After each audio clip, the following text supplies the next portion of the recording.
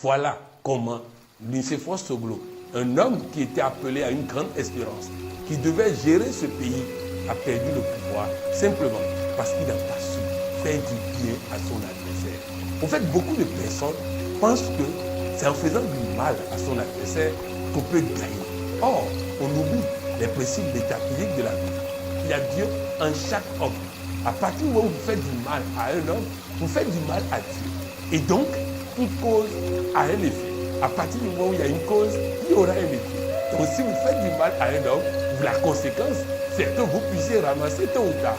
Et donc, il est important que les gens comprennent que si nous voulons vraiment gagner, nous avons besoin de ne pas faire du mal aux autres, mais d'apprendre comment gagner sans combattre. Voulez-vous dire qu'on peut gagner sans combattre, sans faire du mal à quelqu'un? Ah oui, je vous donne un exemple.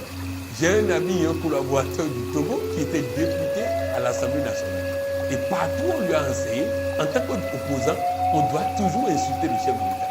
Alors le président a construit des routes à Lomé, très belles routes à Lomé, mais comme on lui a appris à dénigrer ce que fait le gouvernement, il est passé à la télé pour dire ça coûte trop cher, c'est inutile, on n'en a pas besoin.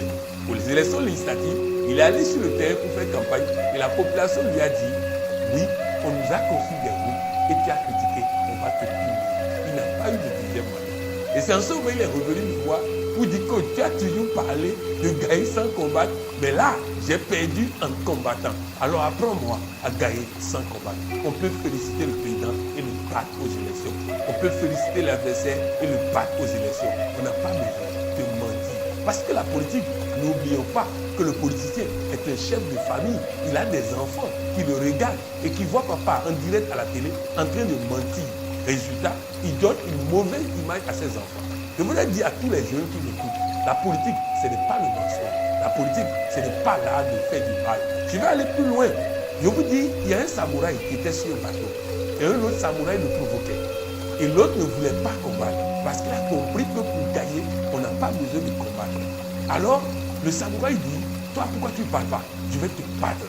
Et le monsieur lui dit, nous sommes sur un bateau. On ne peut pas se battre sur un bateau. Allons vers une rive et on va se battre là-bas. Et ils sont allés vers la rive. Le samouraï qui voulait se battre a sauté du bateau pour aller sur la rive. Et l'autre samouraï a tourné le bateau, a continué son chemin. Et l'autre, il doit se débrouiller maintenant pour quitter l'eau et rentrer dans le voile. Voilà, on n'a pas besoin de battre pour gagner. On a besoin de développer des valeurs morales. On a besoin de choisir le temps favorable. On a besoin d'avoir des compétences personnelles, humaines et relationnelles. Lorsqu'on a ces éléments, on gagne toujours. Mais si votre adversaire n'a pas de valeur morale, laissez-le faire. La nature se charge de régler son problème. Parlez-nous de l'art de gagner sans combattre. L'art de gagner sans combattre, je l'ai appris de Lao Tzu, un spécialiste des stratégies, qui nous a enseigné comment on peut gagner sans combattre. Je disais tout à l'heure que lorsque votre adversaire n'a pas de valeur morale, ne le combattez pas. Il va tomber de douleur. Parce que la nature va lui faire payer tout ce qu'il fait de mauvais. Mais s'il a des valeurs morales, faites tout pour devenir son partenaire. Vous voyez en Afrique du Sud, Nelson Mandela était en prison. Il a fait 27 ans de prison. Il sort de prison et il analyse les rapports de force. Il dit qu'ils sont toujours plus forts. Ils ont la police, ils ont l'armée. Si je les combats, ils vont me tuer. Donc j'ai besoin de les transformer en partenaires, en associés, en alliés. Et c'est ce que Nelson Mandela a fait. Ce monsieur pouvait gagner 50 élections. Il pouvait gagner 80 élections. Il est le patron indétrônable des élections en Afrique du Sud. Mais ce monsieur l'a obtenu comment? En faisant en sorte que même ses adversaires d'hier, et pour la petite histoire, il avait des gardes-corps de son prédécesseur qui étaient chargés de tuer lui et ses collaborateurs. Et qui l'ont tenté plusieurs fois, n'ont pas réussi. Quand il est devenu président, il les a pris comme garde-corps. Et en les prenant comme garde-corps, on a constaté quoi? On a constaté que ceux-là sont devenus des admirateurs de Nelson Mandela. Dans Comment Chef, la présidente des États-Unis dans ce film devait choisir son vice-président. Et elle choisit qui? Celui qui l'a le plus critiqué aux élections. Vous allez aux États-Unis. Quand Barack Obama est devenu président, il a pris qui comme secrétaire d'État? Hillary Clinton, qui a sorti des dossiers sensuels, qui a fait ceci et fait cela. Parce que quand vous choisissez des hommes qui sont contre vous, mais qui sont des hommes d'honneur, qui vont vous faire gagner. On gagne en choisissant les bons hommes, quel que soit leur camp, et en rassemblant. l'art de gagner sans combattre, c'est faire en sorte d'honorer ses adversaires, de manière à ce que Honoré, il n'ait pas envie de prendre une revanche sur vous, parce que le lion blessé risque de faire très mal. Bref, l'art de gagner sans combattre, c'est toutes ces stratégies basées sur les valeurs morales, basées sur les stratégies d'invincibilité, basées sur la vulnérabilité de l'autre, basées sur comment faire. Et mieux, sachez une chose, le meilleur général n'est pas celui qui fait beaucoup de guerres, c'est celui qui gagne sans jamais faire de guerre, sans jamais tirer une balle. C'est ça, le meilleur général. Pourquoi la plupart de nos dirigeants ne vont pas à votre école? Ah oui, bon, il faut dire que les dirigeants africains veulent des conseillers. Et le coach que je suis, le conseiller, il aide la personne à voir clair, à voir les conséquences de ce qu'il fait et à prendre des décisions. Oui, il y a des chefs d'État africains qui sont à notre école. Il y a des chefs d'État africains qui suivent tous les matins de 13 minutes de coaching. Il y a des chefs d'État africains qui nous sollicitent, mais ne pour pas faire de la propagande autour parce que c'est des contrats secrets. Mais sachez une chose, c'est que les dirigeants africains doivent comprendre que tant qu'ils ne se font pas aider par des gens qui ne viennent pas pour donner des points de vue, mais qui viennent pour leur poser les bonnes questions, pour avoir les bonnes réponses et décider. Barack Obama avait un coach, David Axelrod, qui lui a évité beaucoup d'erreurs qui auraient pu éviter des situations terribles. Il est le seul chef d'État sorti populaire du pouvoir aux États-Unis. Il a quitté le pouvoir avec 55% de taux de popularité. C'est inédit. Il l'a fait parce que David Axelrod était là pour l'accompagner, pour l'éclairer, pour lui permettre de voir les conséquences de ce qu'il fait. Je voudrais dire surtout aux chefs d'État africains, aux dirigeants, en un mot, ils n'ont qu'à comprendre une chose. Lorsqu'ils ont maîtrisé tout ce qui est physique, il y a un aspect qui nous oublie souvent, les aspects métaphysiques, c'est-à-dire Dieu et les ancêtres de l'Afrique. Eux, on ne peut pas les martyriser. Eux, on ne peut pas les terroriser.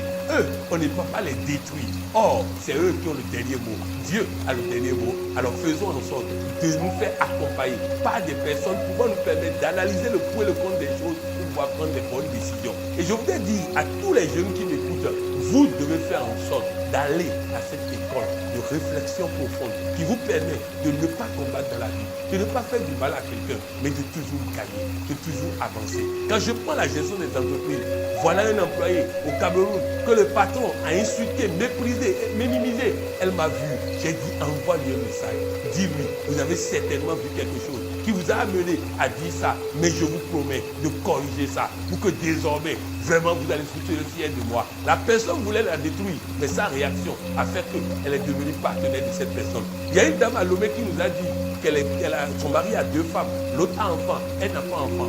Avant, quand l'autre disait, chérie, mon bébé, tout ça l'énervait. Mais que depuis qu'elle a compris le KDS, à partir du moment où l'autre est en train de chérir son enfant, elle prend la parole maintenant, elle se dit intérieurement, bientôt moi-même je vais faire la même chose, que je n'ai pas de raison d'être jaloux. Elle est sage-femme, elle enseigne à l'école des sages-femmes. Elle dit avant, quand un étudiant dépasse un professeur et ne salue pas le professeur, c'était un scandale. Mais qu'est-ce qui s'est passé? L'étudiant l'a dépassé. Elle voulait brailler. Et après, elle s'est dit, elle a peut-être des problèmes. Elle a laissé l'étudiant partir. Elle était fière d'elle. J'ai raconté ça à mon épouse. Elle est sortie. Elle voit une vendeuse d'orange. Elle demande à la vendeuse d'orange, je vais acheter de l'orange. La dame dit, est-ce que tu peux m'aider en ramenant ça au sol? Avec sa tenue, elle ne pouvait pas. Elle dit non. La dame se met à l'insulter. Elle voulait dérailler. Elle s'est rappelée cette histoire. Elle dit, madame, c'est simplement parce que ma tenue ne me permet pas de m'abaisser pour t'aider. La dame dit, ok, excuse-moi. Et ils ont fait la paix. Elle a eu ses oranges. Elle est partie. Nous devons apprendre à ne pas nous battre. Si l'autre se bat avec moi et que je réponds par la violence, ça veut dire que je suis même plus même tabac. Un jour, un monsieur était dans sa voiture. Il arrive au feu. Lui, il a le droit de passer parce qu'il était au vert. L'autre a brûlé le feu, a failli le ramasser. Il a évité ça de justesse. Et l'autre descend et se met à l'insulter, se met à l'insulter, se met à l'insulter. Et il ne répond pas. Et les gens qui sont de la voiture lui répondent. Mais pourquoi vous ne répondez pas? Il y a des camions d'ordures qui cherchent là où ils vont jeter les ordures. Alors si lui, il jette ses ordures et que moi-même je deviens camion à ordures, il risque de devenir mauvais comme lui. Alors laissez-le jeter ses ordures et nous on va partir. Voilà l'art de gagner sans combattre. Le secret de Nelson Mandela. Ah, le pardon. Le pardon. Lorsque Nelson Mandela sortait de la prison, il y a une voix qui lui disait, si tu sors d'ici et tu ne pardonnes pas, tu seras dehors et tu seras tué. Pardon est une libération. Nous avons une phrase que nous utilisons dans la fiade, je me libère et je pardonne. Il y a une dame au Bénin, son mari et elle, il y avait problème depuis 2 ans. Elle refusait de pardonner le mari. Nous faisons une communication sur le pardon. La nuit, elle va dans la chambre du monsieur, ils ont fait complètement l'amour.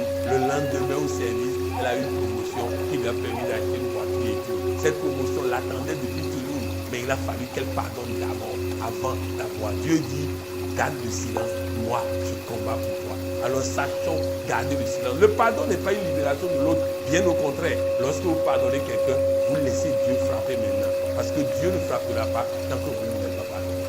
C'était coach Patrick Amampoyon, docteur en coaching et président de l'autorité de régulation du coaching africain.